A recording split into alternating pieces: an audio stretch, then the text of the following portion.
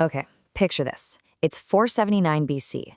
Athens and Sparta, standing shoulder to shoulder, have just defeated the mighty Persian Empire. They are the triumphant saviors of the Greek world.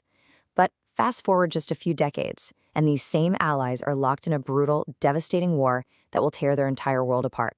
So, how on earth did that happen? How do you go from being triumphant allies to the bitterest of enemies? Right, so that's the big question we're really digging into here. Was this epic conflict just inevitable? I mean, were the seeds of war planted the very second the Persians were sent packing?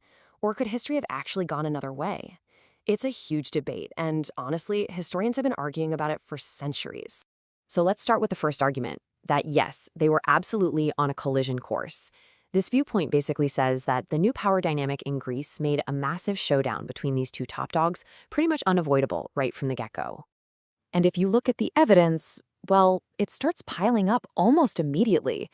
This timeline really shows it all. The rift between them didn't take decades to form. It opened up right away. Just a handful of key events in a couple of short years, and you can already see this deep, growing mistrust. First up, you've got the walls crisis. So Athens had been sacked by the Persians, and naturally they start rebuilding their fortifications. But Sparta objects. They say, hey, what if the Persians come back and capture your walled city? That'd be bad for all of us. But really, the real reason was fear. They were getting nervous about Athens getting too strong. So the Athenian general Themistocles, he pulls this brilliant move. He stalls the Spartan envoys with some very clever deceptions until the walls are just too high to stop. And our man Thucydides tells us the Spartans were, quote, secretly aggrieved. The trust was already starting to crack. And this right here, this quote, just nails the heart of the doomed argument. Thucydides, who is by far our best source for this whole period, he just lays it out there. He says the truest cause of the war, the one bubbling under the surface of all the official complaints, was simply the growth of Athenian power and the fear that this inspired in Sparta. For him, that was the engine driving everything towards war. And that growing power really found its form in something called the Delian League. Now, on the surface, this was a totally straightforward military alliance, a bunch of Greek city-states led by Athens, all teaming up to keep fighting Persia. Sounds great, right? A noble cause. But the way this league was structured, well, that's what changed everything. Here's the catch. Here's how this alliance slowly morphed into an Athenian empire. See, most allies found it was just easier to pay Athens cash instead of providing their own ships and sailors. And the result? Athens' navy became unbelievably powerful, all funded by the very allies it was supposed to be protecting. It got even worse. Athens started throwing its weight around, forcing allies to change their governments and use Athenian courts. This wasn't a partnership anymore. It was straight-up domination. So when a member state, like the city of Naxos, tried to leave the league, Athens just crushed them. Thucydides marks this as the moment an allied city lost its independence. The league was an empire in all but name, and every city Athens controlled just added to Sparta's fear. But hang on a second. Was this the only way things could have gone? Was a powerful Athenian empire and a terrified Sparta the only possible future?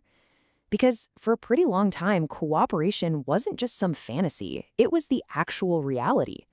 So let's look at the other side of the coin, the case that this war was not inevitable at all.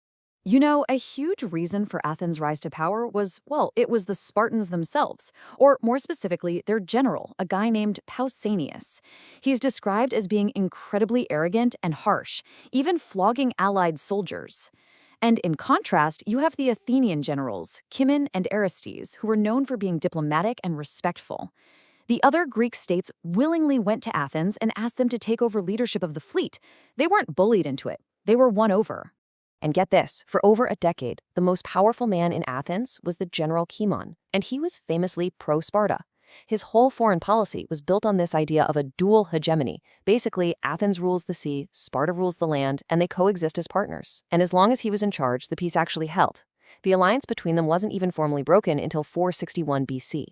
So that raises a really important question, doesn't it? If they could get along for that long, if a pro-Spartan leader could run things in Athens for years, what happened? What was the catalyst that just completely shattered this fragile peace? The answer, it turns out, wasn't some slow, grinding structural problem. It was a sudden, totally unforeseeable crisis, just a series of events that no one could have possibly predicted, which just ripped the alliance apart in a flash. And it all starts right here. Around 465 BC, a massive earthquake hits Sparta. It absolutely levels the city, kills thousands of people. I mean, we're talking about a natural disaster of epic proportions.